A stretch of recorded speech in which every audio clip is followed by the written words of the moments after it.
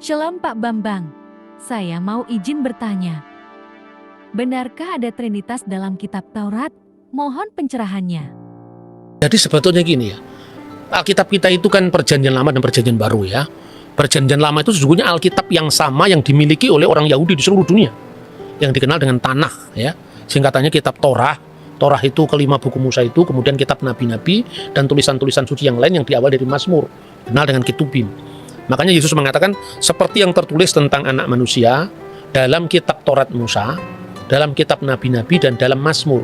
Karena Mazmur itu dalam sistematik kuno itu buku pertama dari Ketubim, yaitu tulisan-tulisan lain selain Nebiim dan Torah. Nah, itu Taurat yang sama.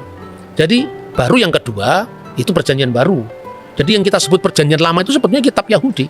Jadi kalau kita membaca Taurat dalam bahasa Ibrani itu Tauratnya Yahudi sekaligus Tauratnya Kristen. Jadi ini sekaligus juga bisa untuk menjawab kesalahpahaman bahwa orang Kristen telah memalsukan Taurat. Kalau memasukkan Taurat kan Tauratnya sudah beda dengan Taurat Yahudi kan. Orang Yahudi yang tidak percaya Yesus pun membaca Taurat yang sama.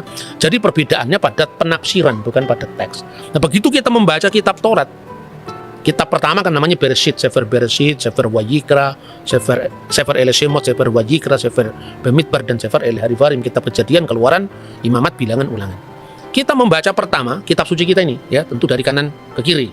Ya karena kalau bahasa Ibrani itu seperti bahasa Arab kanan ke kiri. Itu di situ sudah ada Tritunggal. Coba dibaca Bereshit pasal 1 ayat 1 sampai dengan ayat 3 dalam bahasa aslinya.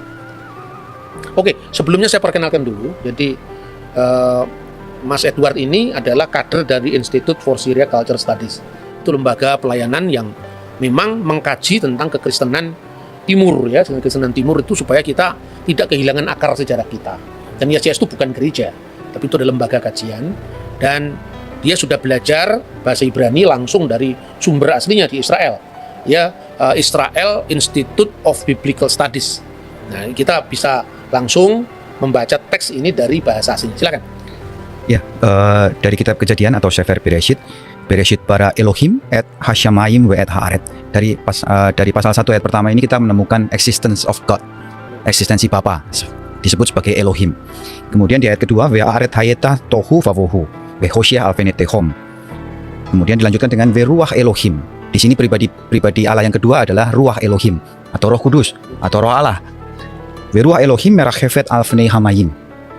Nah, di ayat ketiga kita menemukan pribadi yang ketiga, Vayomer Elohim, Amar Elohim atau Logos. Berfirmanlah Allah, Yehior, Vayehior. Jadilah terang, dan terang itu pun jadi. Karena hanya dengan berfirman Allah bisa menciptakan segala sesuatu. Oke Pak Bambang, penjelasan Anda sangat mencerahkan dan menguatkan iman kami. Terima kasih, Tuhan Yesus memberkati.